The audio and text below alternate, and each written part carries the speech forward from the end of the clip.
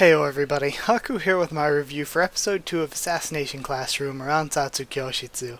Sorry this one's a week late. Not only was I kind of busy with stuff last weekend, but also last weekend I watched it the first time, took my general notes, and when I tried to watch it a second time, I really could not get the Funimation video player to work. I couldn't find it in decent quality anywhere else. But I tried multiple times throughout the week, and then finally, not until today, could I get things actually to work in HD for me to take my notes for this a second time, take my more detailed notes. But either way, I thought it was a fun episode. I think it's still looking great. I really like the art style. It's something I brought up last episode, but I love the way that the characters are sort of like heavily lined. They look really cool and they're on a detailed background. The movement all looks really great in this show. So yeah, I like the art style in general a lot. A lot of the character designs I will say look maybe a bit too normal, a bit overly normal, and the characters that don't at all, like the green-haired girl or Nagisa, that totally look like anime characters and aren't as grounded in reality, kind of stick out and don't feel really in place with the rest of them as much. And it's not more that I wish they were more like the others, but I wish the others were more like them, that there were some more interesting and out there designs among the class. But either way, as far as characters go, I really like Nagisa. I like the green hair girl too. I really like Kurasama already. They haven't really done much, but I like them. I like a lot of the characters. I think the concept of E-Class is really, really cool from a narrative standpoint because they can totally tell a lot of really good backstories from that, have a lot of really good motivations for the characters from that.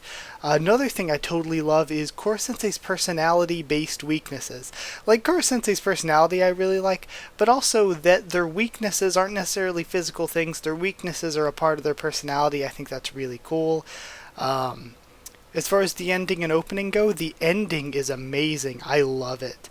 And the opening, I really, really dislike. It's so funny because I love everything about this show so far so much. So it's like, I'm really passionate about how much I love everything else.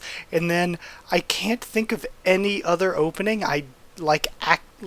usually I love openings. Openings are like my favorite part of a show. And openings range from really liking them to being like, alright, they exist for me. But this is one of the only ones I can think of that I actively dislike. I actively dislike this opening. The only thing I can think of compared to it is maybe like Boruto opening 3. But that's a case of it not being very well made. With this, like, the animation is good.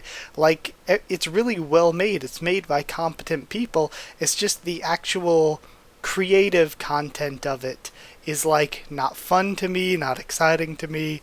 So yeah, like, I really passionately like everything about the show except the opening. I actively dislike it. And then at the very end we have this edgelord character being introduced.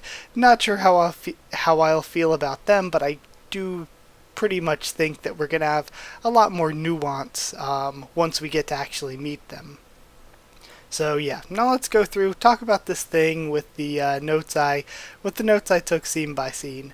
So one thing is I listened to a little bit of the dub for this episode, and I really, really love Koro-Sensei's Japanese voice. The Japanese voice is so, so good. That's not saying that the English voice actor is bad or anything. It's just that I think the Japanese voice fits the character so much more, fits him so well, so much more.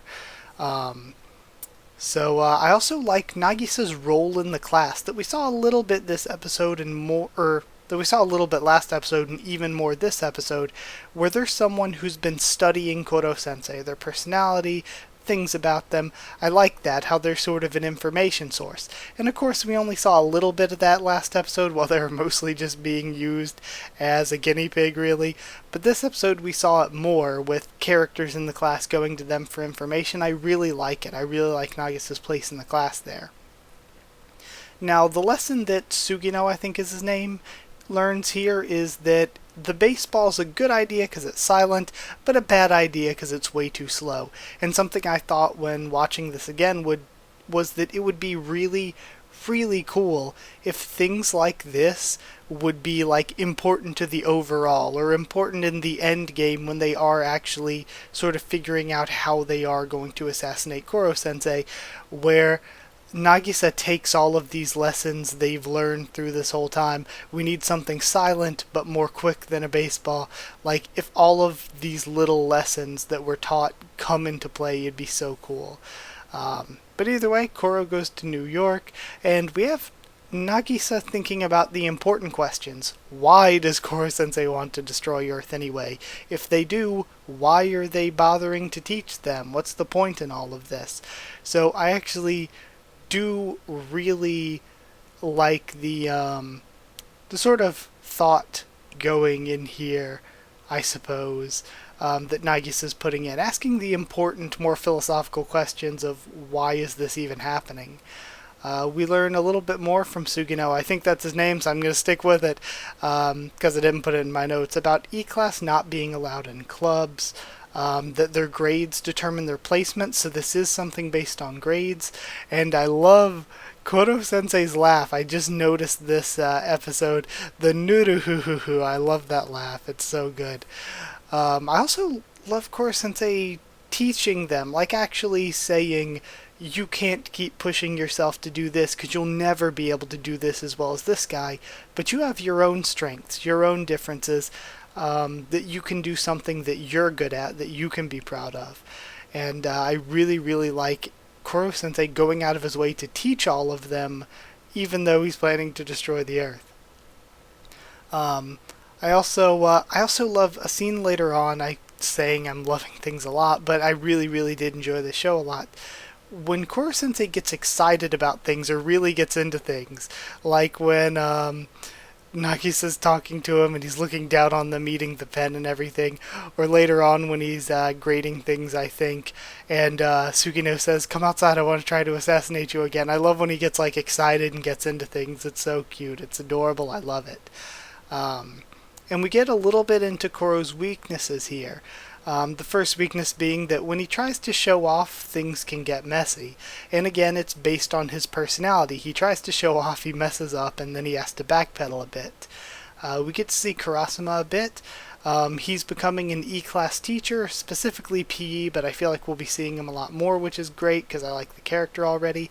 And we learned that E-Class is treated the way they are to make sort of the other students at this prestigious school or whatever feel, I don't know, well, not only feel superior and feel good about themselves, but also to put a fear in them of, oh no, we need to do well, to motivate them to not be in E-Class. Now, in reality, that's super, like, counterproductive and that wouldn't actually work, but this is an anime world, so we're going with it. And I'm not going to spend reviews questioning it. But we see Pinata Koro, which is adorable, and we learn weakness 2 is that he freaks out easily, and weakness 3 is that he has no tolerance, or that was how it was translated, but I also took it as he's being petty. So, yeah, I like it. I like that his weaknesses are that he can have sort of this immature, childish personality sometimes. And then the end of the episode, very end, we get this intro for this edgelord character, and I feel like if they're just this edgelord character, I'm not going to care about them that much, but that's totally not what I expect it to be. I really expect them to have a bit more nuance and depth. And I'm excited because I feel like we're going to get into a lot more with all the characters in the class, but specifically Nagisa is a character that I really, really, really like. So yeah. That's it. That was it for the review. I would give it 8 tentacles out of 10. Even that might be a little on the low end. I really, really enjoyed it. Thought it was really well made. So yeah, I hope you enjoyed the video as much as I enjoyed making it. So yeah, like if you did like the video, and comment down there to tell me what you thought of this episode and what you thought of my thoughts on it and all that. Subscribe for more. Assassination Classroom, tons more on the channel. Follow on Twitter if you want. I can try to keep you updated there and stuff for the channel or talk to you there. If you want a link to the Discord server to talk to me or more of us on Discord about anything, just ask and I can give you a link. And if you'd love to help support the channel and keep it going on Patreon, it's patreon.com/Haku with the tubes, or there will be a link or a link down in the description to make it easy for you. So yeah, that's it. Thank you so much for watching. Speaking of Patreon, this is a patron selected series, so if you want to help with the next patron selected series, Patreon's good for that too. But yeah, either way, that's it. Thank you again for watching, and I'll see you all next time.